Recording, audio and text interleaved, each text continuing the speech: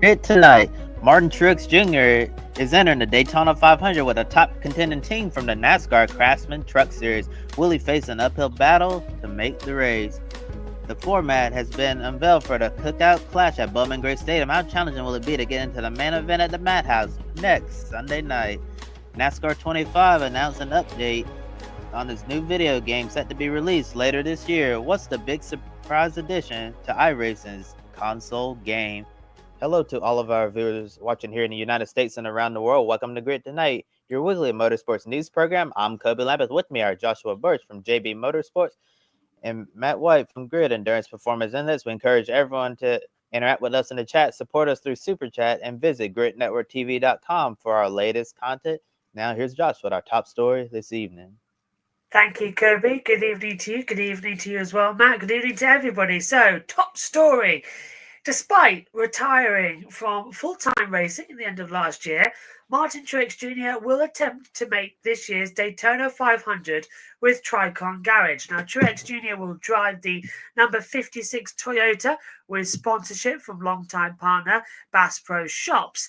Now, if the team makes the race, it'll be TRICON Garage's debut in the NASCAR Cup Series, who are Toyota's top contending team in the Craftsman Truck Series.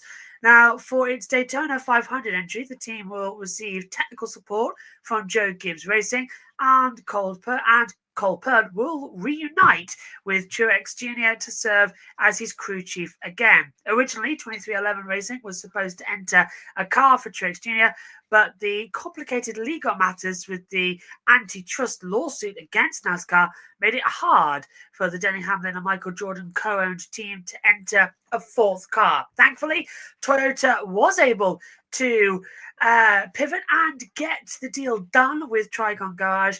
However, Truex Jr. will be in an unfamiliar territory because he'll be in an uncharted open car as well. The 2017 Cup Series champion will have to qualify on time or race his way in through the duels in a stacked entry list for the Great American Race. Now, team owner David Gilliland acknowledged that the challenging road ahead, but feels confident that Truex Jr. will put them in the best position to succeed. The graphic courtesy there of TRICON Garage as well. Matt's with me for this bit of the segment. Matt, given the support from JGR and Toyota, plus the return of his championship-winning crew chief for this one-off, are you confident in Martin Truex Jr.'s abilities to put TRICON Garage in the Daytona 500 and potentially contend for the victory if he makes it in? Well, good evening, Josh. Good evening, Kobe. Hello, everybody. It's also very, very cold here in the UK. The old polar blast has got the whole of the Northern Hemisphere, it seems, this week. But this is good news. Truex has been talked about for a long time, wasn't it, at the back end of last year, that he'd be doing this race. Obviously, as you talked about, it would look like it was going to be with 2311, and now it's with TRICON, who we know are a solid setup. The car and all of that, on-track stuff is obviously not going to be new to Martin, because it's basically the same thing as what he had last year, apart from the numbers different on the door, especially with the same sponsor as he's had through most of his Gibbs career. So that's not going to be too unfamiliar for him. It's not like he's going to be getting in the car on the right hand side or something like that. So it's got all the makings of probably one of the favourites of the open cars to get in. Good to see Cole Pearn back. Always good for a story or three is Cole. So that I bet getting the old band back together again with MTJ and Cole Pearn is very good. And I feel like we've got a lot of open cars. We talked about this the last couple of weeks on the show with the news that seems to be continually breaking about it, and we've had more today, which Kobe will get to later, about more open cars coming to try and get themselves into the show. This has got probably the most chance of getting in without too many issues, but now I've said that, of course, I've probably put the cursor on them, and I'm sorry for that. Curse of the commentator. We haven't even got to the Daytona 500 yet. We're just about to start the Rolex 24. But for most, the build-up to the Daytona 500 is an exciting time of year with a brand new season of NASCAR action. But for Truex Jr., it's going to be a Daytona with a heavy heart. Last weekend, his father, Martin Truex Sr., passed away. Truex Jr. was a former driver in the NASCAR Busch North Series, which is known today as the ARCA Menards Series East. He made 135 starts in the Busch North Series and scored a popular win in 1994 at New Hampshire. He also had success racing modifieds back home in New Jersey. The number 56 Toyota that Truex will drive in his Daytona 500 attempt next month is the same number his father used during his racing career. So this will carry even greater significance now. Truex Jr. is still seeking his first win in the Great American Race, but came close in a 2016 photo finish when Denny Hamlin barely took the checkered flag. Now, do you think, as we proceed to Adam's point first of all, good evening, Kobe, Matt and Josh. Can't wait to see Monte Truex Jr. in the Daytona 500 in 2025. By the way, rest in peace to Monte Truex Jr. Sr. Saw him win his only NASCAR win at New Hampshire Motor Speedway as well, as we just said it earlier on. And JT's here as well. Hello. As they're in the watch party, still in the managers chat, because they're getting set up with the Autosport edit.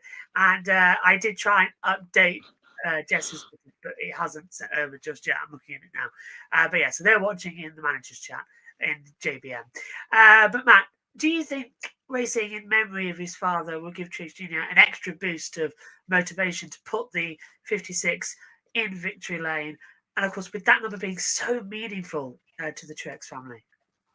Yeah, it was sad to see that story come out at the weekend, of course, for the Truex family, for Ryan as well, of course, Martin's brother and the whole of the Truex clan. But they'll have, some gives them kind of something to race for, if that makes sense. And we were talking about off air before we came on, it was the same year, the Corvette finish as this one. It was 4 weeks apart at Daytona for the Rolex, and then we had the Hamlin and Truex one. So that was, Martin very, very close to winning that race, as you mentioned. The story is written here. Someone just needs to sign the copy, doesn't it, for Martin Truex in his final Daytona 500 appearance after he's retired from a full-time run, in the car that has his long-term sponsor on the side with his dad's number on the door, finally getting a 500 victory. Would that surpass the 20 years of trying, 20 years of frustration call from Mike Joy? Whatever we get for Truex coming to the line in a few weeks to take victory in the 500, if it was to happen, it's going to be up there, isn't it, if that does come to pass? So the book is written. They just need to sign that off and get it publicated. Absolutely, it's going to be an interesting Daytona 500. And sticking with NASCAR, let's move on to our second story of the evening.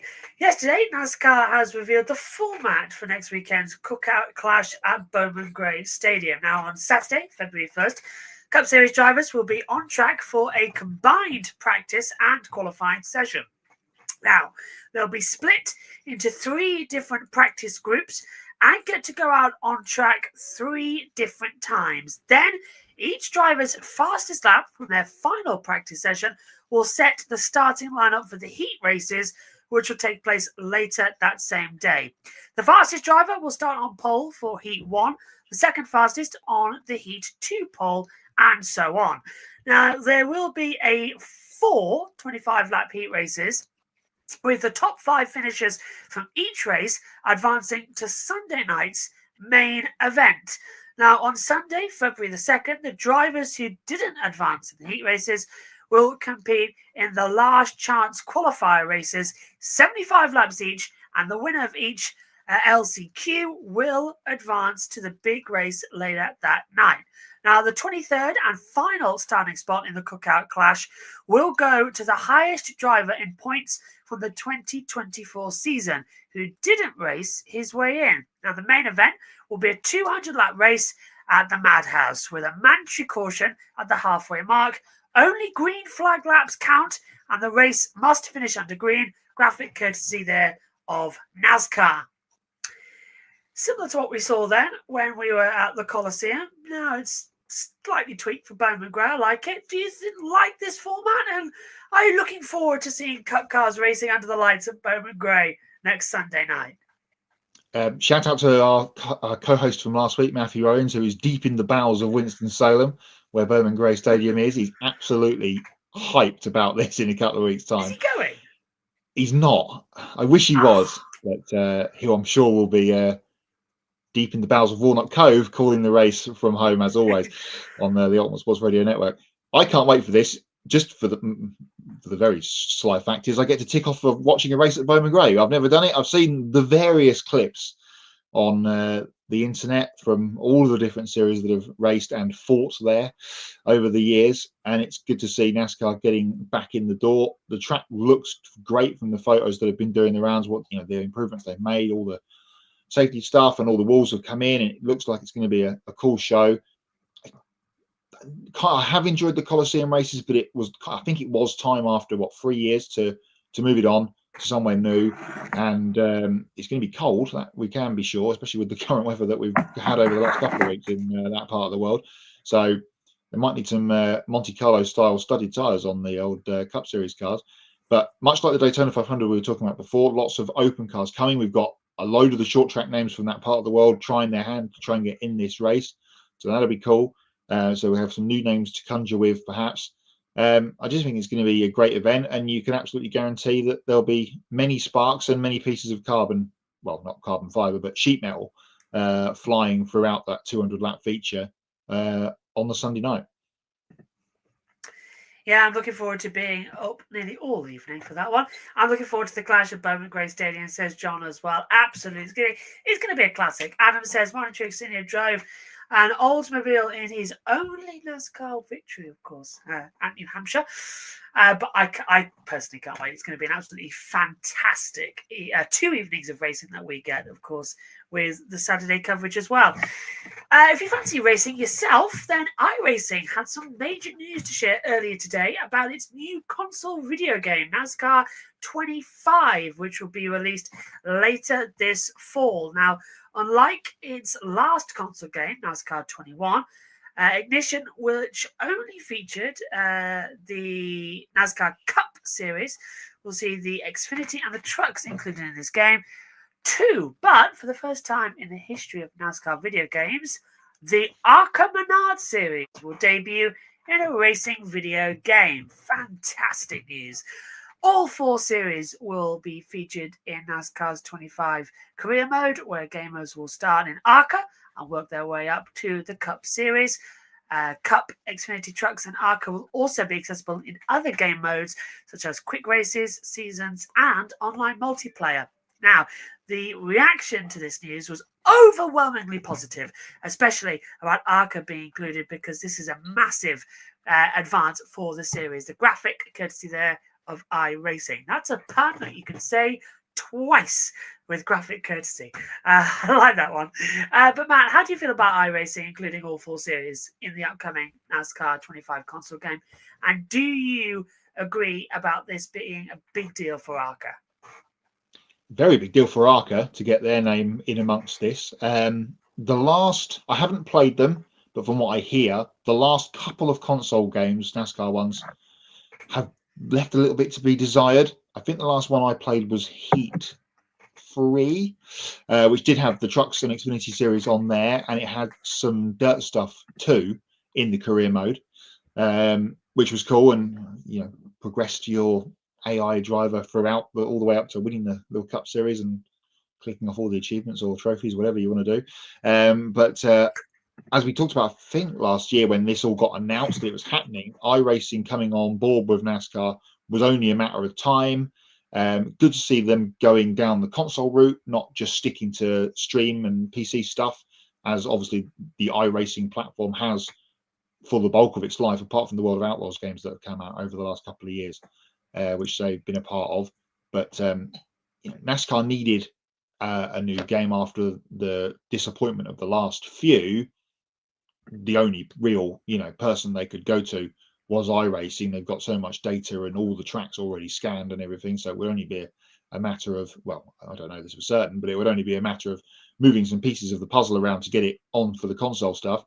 And you've got all of the all the tracks and most of the cars all ready to go, apart from the ARCA stuff and some paint schemes. So shouldn't take them hopefully too long. Let's hope this doesn't, we don't have to wait till like we're deep in the playoffs before the game comes out. No release date was announced with this a stamped date, and for all the other gamers among us, we're all waiting for release dates for stuff at the end of the year. Hello, Rockstar. But yeah, let's hope that this is the kick that NASCAR's sort of gaming community outside of the iRacing stuff, which of course they used throughout the pandemic, of course, when we had all the iRacing stuff going on the TV, that was a weird time, wasn't it? Yeah, let's hope this is, they've got their solid partner. We know all the motorsport game stuff that's gone on as well over the last couple of years with British Touring Car game that never happened, the IndyCar stuff as well. You know what you're getting with iRacing. I think it could be a really good product. I'm going to ask Alan Gale about the British Touring Car game next time I see him, actually, and harass him a bit for that. But yeah, the one thing that really bugged me was the fact that they raced at Monza on the original oval but went the wrong way. That bugged me. John's asking how many cars are on the entry list for the Daytona and stuff. We haven't had the entry list just yet. We're a bit too early. For Bowman Gray, for that point. Bowman Gray, yeah, we've had nothing on either just yet. The full list, that is, coming in. Expect that mid next week. Hopefully they'll put legends in the game like Harvick, Gordon, Earnhardt Jr. and Senior as well in the game. I hope so, because that'd be fantastic to have a bit more historic. Some sort of challenged mode like they've had in the previous. You have to pass as many cars in 3 laps at certain tracks before. That will all be in there, and I'm sure there'll be, even if it's downloadable content, you'll be able to get your hands on a Mark Martin Valvoline number 6, Bobby Labonte 18, a Dale Earnhardt 3, Rainbow Warriors Jeff Gordon, all that kind of thing. At least it's not Codemasters, though, who, as their season pass over the Abu Dhabi weekend, was relive the 2021 last lap past Lewis Hamilton. It was. So if it was Codemasters, it would probably be something involving Dale Earnhardt last lap Daytona 500, just because they just don't read the room. That's one thing that Codemasters never do. They never read the room. But I will back you with what you said about Rockstar. Yes, come on, because this is a crazy fact. The current year 7s that are going in, so I don't know what that'd be equivalent to over there in America, probably 11, 10, 11, 12-year-olds over there. The current lot going in weren't born when GTA 5 was first released. So it's been so long. I feel so old now. When I first got that game, I had to have my parents buy it. When I get GTA 6, they'll ask me cash or card. I won't need to see my ID. I feel I'm old. Anyway, back to motor racing. I'm getting away from that. I've got a video with my history of stock cars. My stock cars won't be in one piece after 3 laps. No, my nephew played all the... No, you try and launch a NASCAR anything on PS4 these days, it'll blow up. Get PS5 or something like that. But my nephew played it over Christmas, the NASCAR game, and absolutely loved it. He loved just racking into everything. And it's good games. And that's what you need to get them hooked on racing. Right. This is the part of the script where I pretend I know what I'm going to say, and I'm going to butcher so much because this is Matt's department. He's written this bit, and I've got the job of voicing it. The 2025 World Rallycross Championship season gets underway tomorrow with the Rally Automobile Monte Carlo. Here's how the 2025 calendar looks. Monte Carlo kicks off the season with the classic curtain raiser in the mountains above the Principality. After Rally Sweden, the safari moves back to its traditional Easter date before the first of 3 new events. Rally Canaries as well will go on. That's in Spain, but it's in the Canary Islands. That moves from the European Rally Championship to the WRC.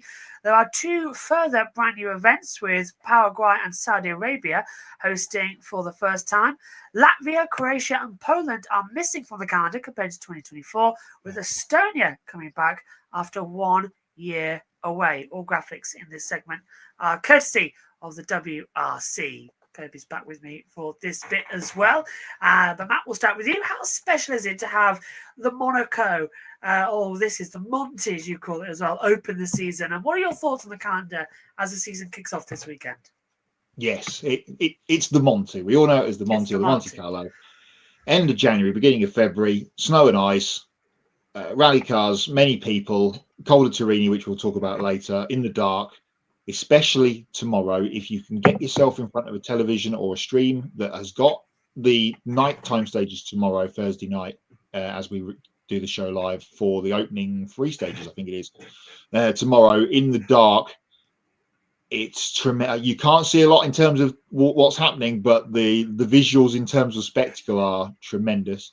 And it's always a great way to kick off the season. I said in the script that the Kenya Safari Rally is Easter. It's not Easter, but it's March. It's kind of in the Easter area, so apologies there. But having it start back here, we went away from it for a few years when the Monte moved off the calendar. Starting in Sweden or Norway for a couple of years just didn't seem right. So it's been a while now. We've had it back for a long time, and it always is the traditional curtain raiser. It's always annoying somewhat that it's on the same weekend as the Rolex 24.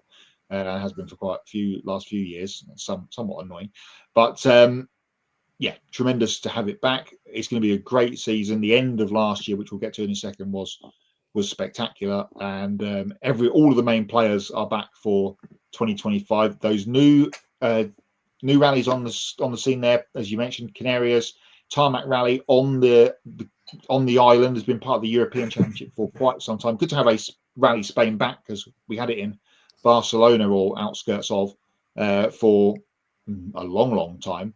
It has been missing off the calendar for the last few years, so good to have another European round back. Say what you want about Saudi Arabia, but they've come in and taken the spot there for the finale away from Japan. At least the season goes on a bit longer, because it finishing at the beginning of November was always a bit sad.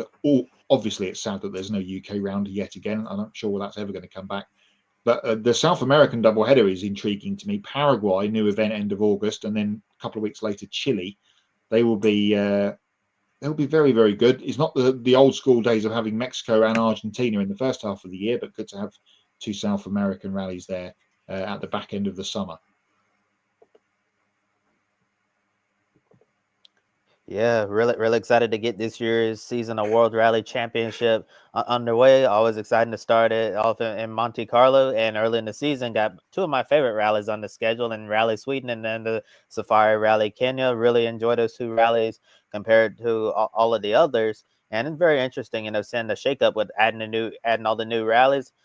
It's interesting going to be see how World Rally Championship is going to do this. Like you were saying, Latvia, Croatia, and Poland missing from the calendar in 2025. Are they going to do the Formula One thing that they're going to be doing, where there's going to be rotating rounds, kind of like we talked about, I believe, on last week's show or the week before that with Spa? The Belgian Grand Prix is going to, at the end of the decade, is going to start happening, like every other year compared to every year. I wonder, is this something that they're going to do, where certain rallies are going to have a spot on the calendar from now until the end of time, while certain rallies won't be safe, or we'll just be like rotating, like maybe like in the next year or two, we'll see Latvia, Croatia, and Poland come back, and then some of the other rallies will like fall off for a year or two as well. That would certainly be interesting, especially if you're trying to go to all these different places in the world, because there's a lot of countries that would love to have a World Rally Championship round, and one of those countries is my country. I know there's been rumors, potentially having them return to the United States. I think it would be really cool to have a World Rally Championship round over here. Not sure of the location or where they would have that, but it would be really nice to have an American rally in the future. Now, last year, we saw the driver's title come down to a dramatic conclusion on Rally Japan, as Thierry Neuville claimed his first driver's title after many years as the bridesmaid, overcoming teammate Oid Tanek as well in the final event. How did I do with that one then, Matt? You wrote that script. You threw me under the bus with it. Hyundai start 2025 with both championship trophies in their cabinet after also winning the manufacturer's title in 2024. They've added Adrian Fermo to their lineup this year as the third i20 WRC has a full-time driver for the first time. Now, Fermo makes the switch across from the M Sport 4 team, who retain Gregoire Munster, and add rookie Irishman Josh McAleen. I'm hoping I've said that right. Yep. I really am. Hey, I'm getting there. To the ranks in the Puma WRC. Toyota welcome back Kalle Rovanperä, the two-time champion, back full-time after doing a part season in 2024. He'll have 9-time Monte winner Sebastian Ogier alongside him, as well as Elvin Evans as well, and Takamoto Kasuta as well. Toyota will also enter fifth full-time Yaris WRC for WRC 2 champion Sami Payari. There we go. Toyota will have their full force on regaining both of their titles in 2025. But how key will Kalle Rovanperä be to both of them this year, now back full time? Yeah, I think having Rovanperä back is going to be massive for Toyota, and you just listed all of those entries they have this year, Josh. I think this is the definition of going all in, all out to try to win this World Rally Championship, especially, with the rumors about Toyota's involvement in World Rally Championship moving forward. There have been a lot of rumors of what they're going to be doing with their motorsports operation. So I'm not sure if this is a sign, we want to go all out before we're going to pull out. But I think having Rovanperä back full time is going to definitely help them reclaim that World Rally Championship trophy at the end of the year, as we saw in Rovanperä's part-time schedule last year. He looked really good, and he won. He won a small handful of rallies in the races that he entered. So if he can do that this year, I don't see why Kalle Rovanperä cannot go out there and be this year's World Rally Champion and add another trophy to his collection, because he's certainly one of the top rally racers out there. And we're going to have Sebastian Ogier there as well, so I'm sure that he'll probably win a few rallies as well. We saw he looked really good as well on a part-time schedule, but he's not going to be running full-time. Rovanperä is, and I do think that he is the overall favorite to win the championship this year. What do you think, Matt? Yeah, I have to agree with you. Rovanperä last year entered 7 rallies and won 4 of them. So when he was there, he was on absolute red hot form. And of course, one of those was in Poland, where he only got the call on the Tuesday of the event when Sebastian Ogier had a road accident and injured himself. And they had to get Rovanperä in quick, and he ended up winning the thing. So the speed is certainly there. They've got massive amount of support, as we mentioned, looking at the list there. Ogier kind of was supposed to do a part schedule last year and ended up doing a good chunk of them to try and help Toyota. Ended up winning the manufacturers championship, which they ended up coming short of in the end to Hyundai. So we're going to be interested to see what Ogier does, but he's a 9-time winner of this Monte Carlo rally, so you have to say going into the weekend that he would be the red hot favourite. Neuville won it last year, but Ogier has to be the favourite to try and win. No one's, as I said, 9 times. To get 10 on that event would be spectacular. He is literally from that part of the world where the stage is run. A lot of those roads he would drive down as a child or on his way to school. So knows it absolutely like no one else. So that's going to be interesting this weekend. But for the season, having Rovanperä back in, I don't think he's going to be much of a force perhaps this weekend. This is a bit more of a specialised event. But once we get to Sweden and Finland, of course, his home event, which he's yet to win, that's a big one that he needs to tick off his list. Estonia as well, the fast rallies, he's going to be a spectacular force in that Yaris WRC throughout the season. So had his sabbatical year last year, was mostly successful when he wasn't when he was in, and when he wasn't there, he was winning in Porsche Cup and things like that. So he's been keeping his eye very much in away from the stages. Let's see what he can do coming back in for the full-time run here in 2025. As you mentioned last year on the Monte Carlo, Neuville took his second victory on this event to kick off his championship winning year. But this year, everyone will have new tyres to work with as Hankook takes up the mantle of the WRC controlled tyre, taking over from Michelin. Now, tyres and weather are one of the main talking points of this event. Being on the right tyre at the right time will almost certainly be key to who takes victory this weekend, with snow and ice reported on many of the 18 stages in the lower Alps in the build-up to the start of the rally tomorrow evening local time. Now, snow is already covering the famous Côte de Torini stage, which will be on the championship point awarding power stage on Sunday. So we're going to have to keep an eye on that, but it's pick a winner, and it's time for us to pick who's going to be the winner of Rally Monte Carlo. Starting with you, Matt. Yeah, there's the standings. I am joint top with Alex. No one got it correct for Formula E Mexico, so they are our points from Sao Paulo, wasn't it, before Christmas, which counted towards this year. So we go again in 2025. Hopefully I can keep on top. This, as I said before, he has to be the red-hot favourite. I'm going for Sebastian Ogier. Yeah, I'm in agreement there. Like you were saying, Matt, he's won this 9 times, and it would be a perfect time, just go for your 10th, which would be incredible. So I think Sebastian Ogier is going to get the job done this weekend, rally Monte Carlo. I agree with you both. I was thinking about Kalle Rovanperä and Tony Uvell because, of course, I think you've got the 3 top names to come through at the top.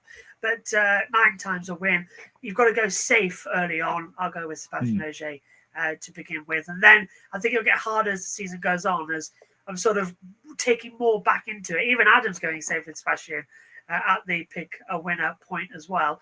And got an idea for a WRC event for the USA. Go through either the Smoky Mountains of Tennessee, North Carolina, or maybe the Rocky Mountains in Colorado. Personally, I've got make some great visuals. Washington. Yeah, it would actually. Well, yeah, I'm not going to get into politics. I've played plenty of NASCAR video games in the past. Love it as well. We could host it in the new area of the Gulf of America, down there, if that's a thing. I mean, the rest of the world call it the Gulf of Mexico, but, same old. There's no Mexican round, so they'll probably have to call it. Yeah. No American round, but never mind. Never mind. That's true, actually, yeah. Coming into it. I'll get to Matt later.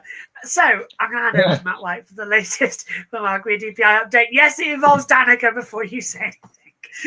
And Mohammed Ben Salam. So over to you, Matt, for the latest from the Grid EPI update. Yeah, if you're watching the Grid Tonight bingo card has been ticked there, mentions of MBS and Danica Patrick. The EPI, the Grid Endurance Performance Index of 2025, continues to roll on. We had the first race last week. That was the Dubai, 24 hours.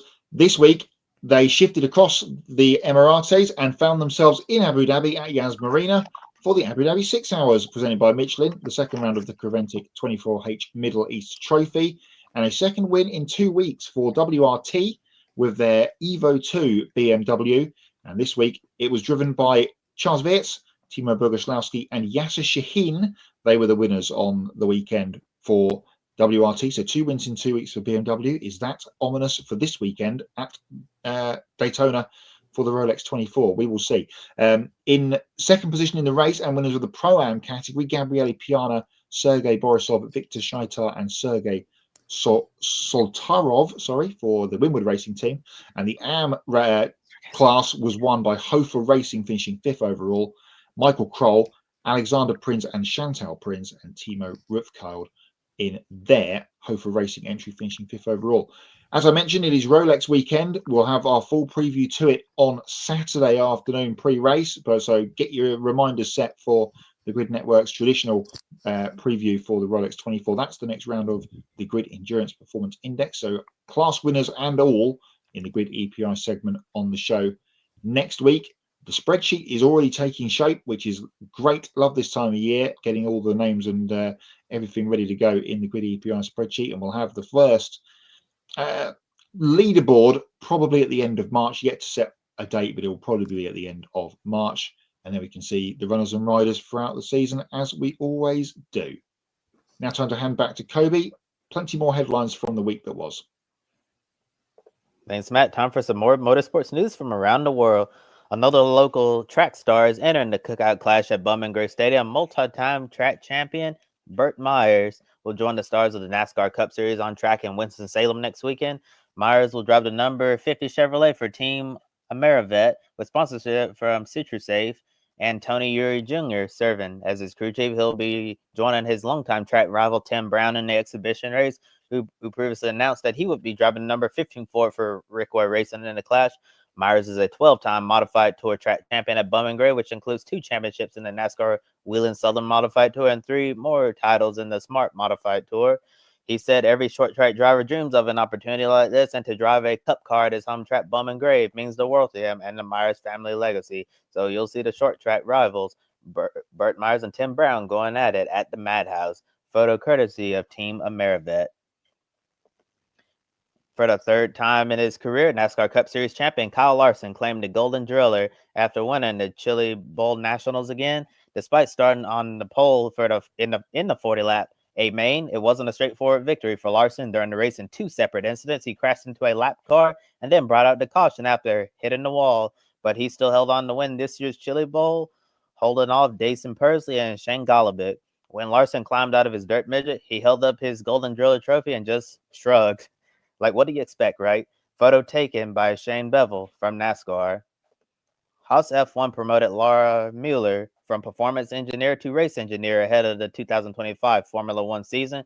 She becomes the first female to hold this position in the 75-year history of F1. At the pinnacle of motorsport, the race engineer role is one of the most senior trackside roles on an F1 team because it serves as a bridge between the driver and the team. And Mueller's going to be working with Esteban Ocon this year. Team principal Ayao Komatsu said he's impressed by her work ethic and determination, praising her for going above and beyond to find solutions to the problems. Photo courtesy of F1. MBM Motorsports, who recently renamed its NASCAR Cup Series team to Garage 66, has found a replacement driver for next month's Daytona 500 after NASCAR ruled that Mike Wallace was ineligible to compete. Chandler Smith, who is driving for Front Row Motorsports full-time in the Craftsman Truck Series this year, will drive the number 66 Ford and Garage 66 attempt to make the Great American Race. Smith has attempted to race in the Daytona 500 before, but failed to qualify in 2023 after he didn't race his way in through the duels. Team owner Carl Lone said with the Roush Yates engine under the hood and Smith driving the car, he feels like this increases their chances of making the Daytona 500 as an open car. Graphic courtesy of Garage 66. And earlier today, NASCAR competition officials announced they're bringing back the option tire for the Phoenix Spring Race. It's the same tire that was used in the Cup Series in last year's Richmond Summer Race, which received positive reviews, especially after it helped Daniel Suarez gain a bunch of track position lead laps and secure a top 10 finish. The option tire increases grip and helps the car go faster on the short run, but it also falls off pretty quickly compared to the primary tire. And according to a NASCAR spokesperson, if the option tire works out well in the Phoenix Spring Race, it will become the primary tire compound for the Championship 4 race at Phoenix. Photo courtesy of NASCAR. Now I'm going to turn it over to Matt for Hots and Knots. And I'm going to turn it straight to Josh because we've had some sort of breaking news in the last hour or so from Daytona where there's been a fire on site in the paddock. It appears that no one is harmed. What's the latest, Josh, from our spies on the ground in Florida? Absolutely. Founder, editor-in-chief of Sports Car 365, John Daigs, as well, has just put out a statement from Daytona about this fire. They say there was a structural fire located in the yellow garage area of Daytona International Speedway on Tuesday afternoon. There were no injuries and on-track activity resumed after a very brief delay. It continues by saying, thanks to the quick work of the Daytona Beach Fire Department and Daytona International Speedway Emergency Services team, the fire was quickly contained and extinguished. The state fire marshal is investigating the cause of the fire. I'm sure you might have all seen the things pop up on social media about it as well. But the good news is no one hurt, investigating it, and the track action has resumed. But all big flames, big fire, big smoke, only seem very small. So good news. Yes, indeed. Hopefully it will melt some of the snow in the Florida area that they've had down there over the last little while. Time for Hots and Knots then to end the show. I have an immediate hot which has just come to my attention on the Elon app from Marshall Pruitt, our friend from the IMSA paddock. Look for his tweet that went up 2 minutes ago, actually. IMSA have released 4.5 gigabytes of aerial drone footage for free for content creators. And he's got the link in his tweet. So I know you'd like that, Josh. There is plenty from the practice session to use. So look out for that tweet from Marshall. And he's got the link on there. So for you and anyone else, absolutely free content from IMSA, as everything is. And it's all superb. More IMSA hotness for tomorrow, preempting. Get your klaxons ready for MX5s at Daytona tomorrow night. And then on Friday for race 2. I can't wait. I really appointment can't wait. Television viewing. It's just said it last week. Like, I just thought I'd mention it again now. It absolutely is appointment viewing. It's literally like, how do I describe it? It's like the perfect crisp whiskey being poured into your mouth. It's just perfect. Oh wow! I've just seen the gigabytes as well. By the way, that looks amazing. Yeah, very good. I think that's pretty much all of my hots. I'm just looking forward to MX5s tomorrow. I'm looking forward to and Rolex. obviously the big race at the weekend. Yeah, it's going to be amazing. Really is going to be a good one. Hot. How good does Marc Marquez look in red? Oh, yes. Cool, yeah. Yeah, he was. Lots of people looking good in red this week. Lewis Hamilton, the other, as well. That been in was the car something. today. If you've not seen that, at Fiorano in last year's car, I think it was, and Charles Leclerc has also been doing some running around. So I don't know if it's the new livery or not. I can't work it out. I think there's some new sponsors on the old car, isn't it? More than it is a livery thing. I'm hopeful that I don't know. I was watching it. Hamilton go around the track. I was watching the interviews and watching him go around waving to everyone. It doesn't feel like a goodbye. It feels more like a resurgence. I don't know. Seeing him, it feels like it did before in the McLaren days, not even the Mercedes, but he's sort of, I don't know, shackles have gone. He's back to being him. Yeah. And I was speaking to Jenny Gow. You'll hear this on Grid Network and JBM over the weekends. Even she said the hair tip for the championship is Hamilton and Ferrari. It's that confident. Right. And I don't know. I didn't believe her at the time, but I'm starting to after seeing today. It's such a good atmosphere and it's a good relationship. But yeah, Mark, I think, is going to do quite well in MotoGP on that bike. He's been told he's not allowed to ski, so that's upsetting him a little bit. Yeah, so that was funny. Other than that, I'm still in the process of editing down the launch shows because the problem with MotoGP launches, they're about 2 hours long, and really all you need is about 5 minutes aside. So I'm cutting down all the rubbish to be put onto the channels and doing some pieces to camera around them tomorrow, alongside doing all the stuff for Autosport. It's a mad couple of weeks. Who says the off season is off? Off, yeah. No, no Red Bull with Marquez was just strange to see. He's got Monster on, but that's Ducati branded owned bits, like on the baseball cap. We'll see him interviews with the cap on. He'll have Monster on the hat. That's Ducati rather than it is him. So that's just going to be weird. Hey Josh T, he's hot the JPM watch party. Very good. I just have a thing. It may be. Adam says he's ready for the weekend, and Lewis Hamilton in a Ferrari, both being hot. Knots. World Superbike begins its season, as we talked about Monte Carlo being the curtain raiser for WRC all the time. World Superbike pretty much apart every year, apart from 21 because of COVID. Starts its season at Phillip Island, end of February. So that's the weekend after the Daytona 500.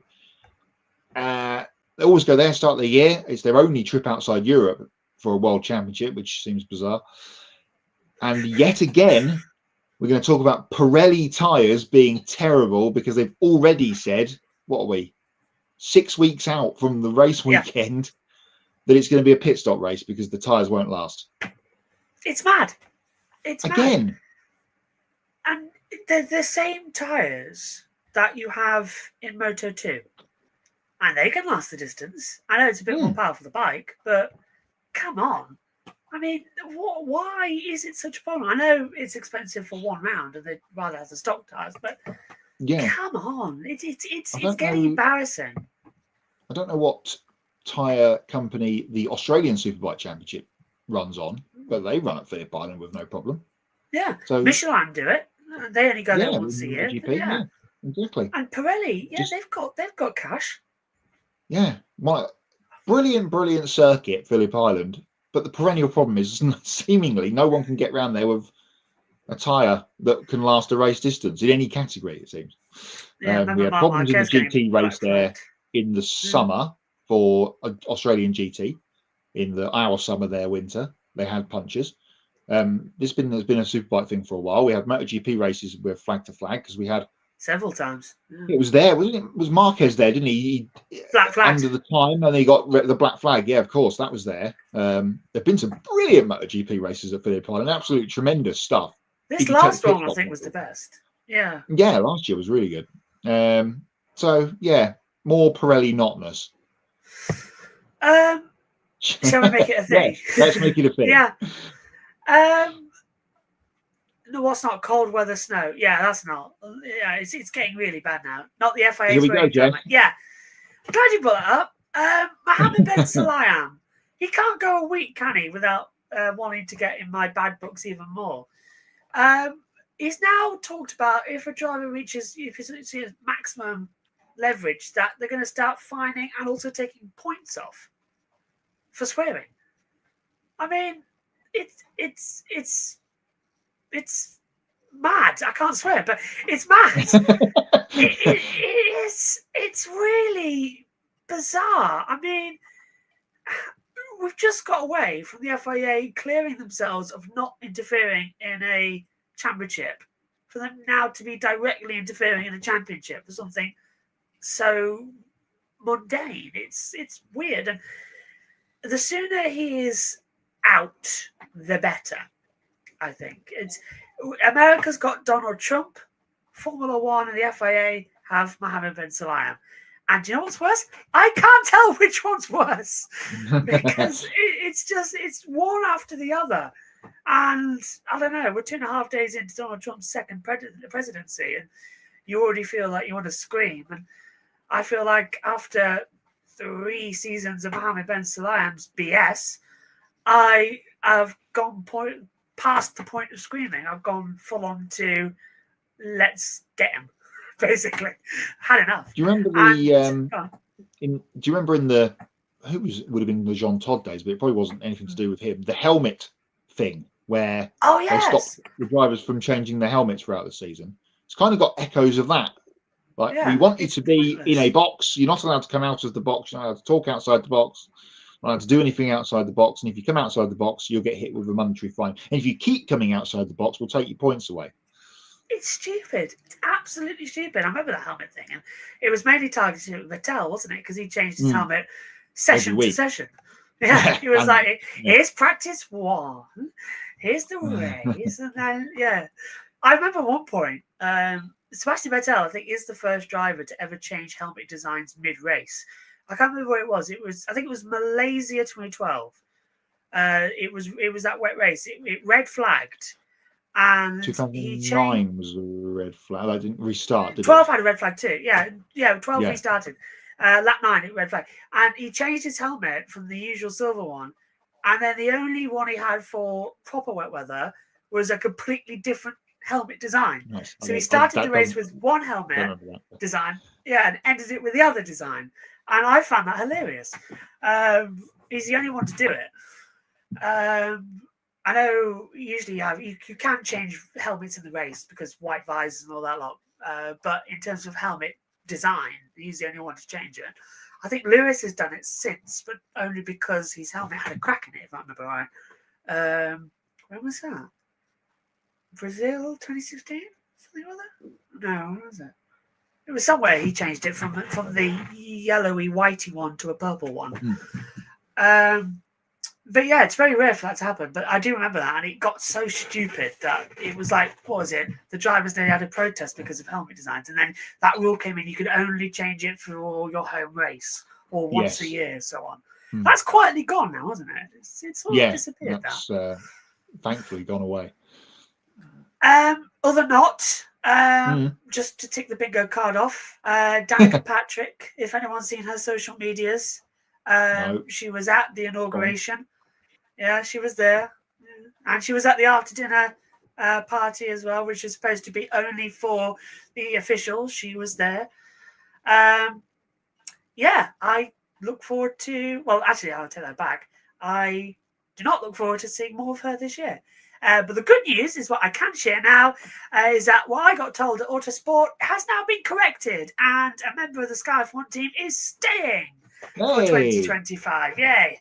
We thought Pinkham was gone, but Natalie Pinkham is staying for 25. So, yes, I'm so glad. On the Sky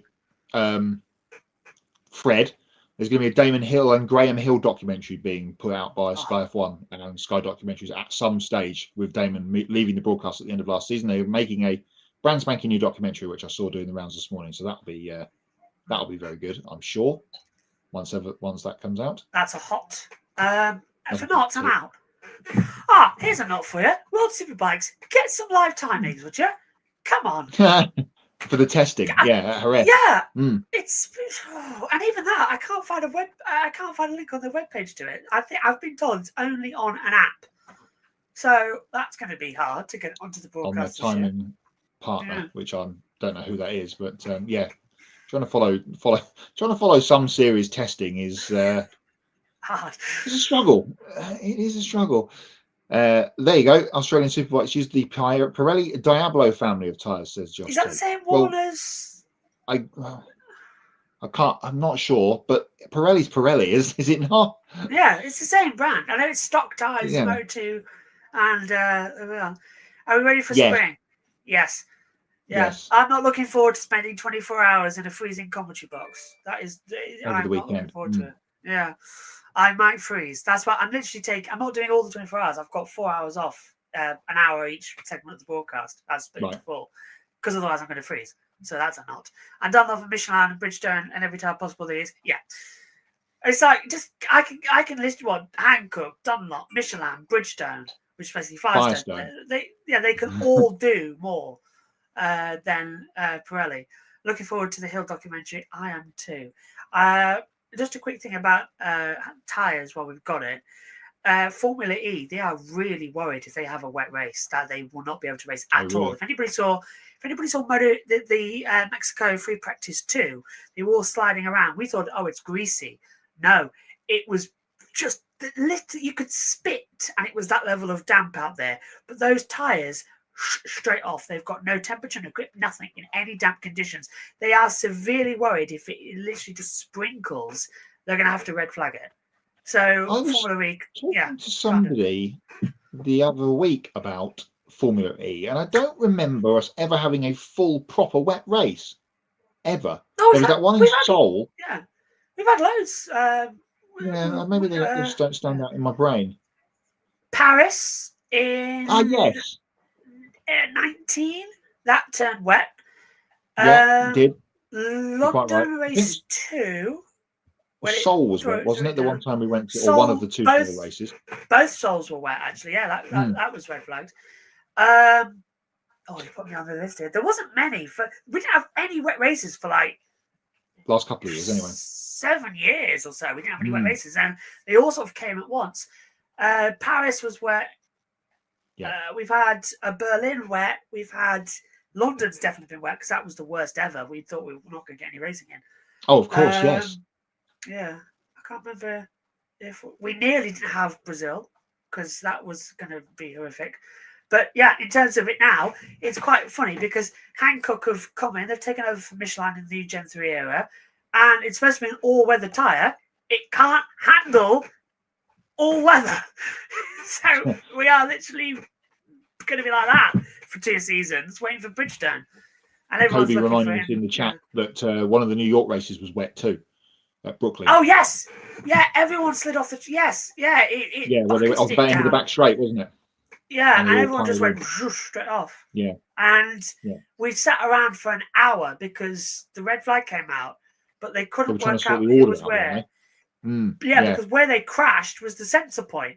So it was registering a group of cars on that point. Top of each other. And DaCosta went, was it DaCosta that went straight past everybody and down the escape road? Or Verne, DaCosta, Verne, Verline. And I want to say Van Dorn, actually. Bird went in as well, yeah. Van Dorn definitely went in. But they all just went straight down. Maybe now I've had a proper big thing to talk about it. Maybe I was wrong the whole time about Formula E wet races. We won't have them in Jeddah, of course, in a couple of weeks' time. That you can guarantee. That'll be hotter than the sun. No, missiles probably. Well, that too. Formula E is becoming NASCAR with weather. It really, really is. It's getting a bit ridiculous. Our Formula E racing Watkins Glen, where the cars actually go bowling at the Glen. Yes, I would pay for that. And we're out of a New York City E3. We're going to Miami for some reason. Oh, it's such a weird idea. It's so weird. Puebla was nice though. I really liked Puebla with Mexico. That was a nice track. Yeah, it was really good. I thought it was better, but I don't know. The Mexico E-Prix hasn't worked since they added the extra section. It being an oval worked well. Yeah, it's not just Miami, but it's Miami It's the Homestead Miami Speedway Road Course, which is even more bizarre. I've got that on R Factor 1. That's how old that layout is. Well, I remember there being a Grand Am race there at Homestead back before the IMSA became one thing again. Then Grand Am had a race at Homestead, and it was just an absolute downpour. Talking of wet races, one of the wettest races I've ever seen. There's just cars flying off in all directions. Crazy. We've gone off on our usual tangent at the end of the show. So we've tangent. But we've got to our segment. It's still below an hour, so that's great. But, indeed. Okay, so we've got actual pre-show stuff on this weekend, because taking a look at our upcoming schedule, Saturday at noon Eastern, a special Grid Live pre-race show previewing the Rolex 24 at Daytona. Sunday, Grid Live wrap-up is recapping the Rolex 24 and the World Rally Championship, and that's going to be about 90 minutes after the checker flag at Daytona. Monday night, a special grid roundtable. That was going to be previewing the 2025 NASCAR Cup Series season as well. So we've actually got more shows, not just Grid Tonight, coming for you this coming week. Please do continue to subscribe to our YouTube channel. Thank you very much for helping us reach the 1,500 subscriber milestones. Now we're inching closer to our next milestone, which is 2,000 subscribers. You can hit the bell icon to get notifications, so you'll always know when we go on the air. And you can follow our social media platforms and visit our website, gridnetworktv.com, for a full recap of the 2024 grid ranking. The link to all of that is in the video description. You can take 5 minutes to invest in the Grid Network through Patreon. You can join Colin, Mark, Michelle, Robin, David, and Matthew, who invest each month in the Grid Network. And we encourage you to join these fine folks to help us keep us on the air. And once we hit $500 per month, we can afford to send our team to the track more often and continue to grow our media outlet. Link to all of that is in the video description. And if you want to do a one-time donation, you can click on the Buy Me a Coffee link. You can get your name on the board and invest as much as you want. And you can consider buying a specific on-air personality a cup of coffee, and they will thank you on the air. I was just talking earlier on, actually, but to the JBM guys about how that script changes every now and then. And every time it does, it throws me because we add new things and take it out. You sort of get into a monotone rhythm. But it's been utterly brilliant tonight. So for Kobe Lambeth and Matt White from Grid Endurance Performance Index, I'm Joshua Birch from JB Motorsports. Thank you for watching. We'll see you next time. Bye-bye.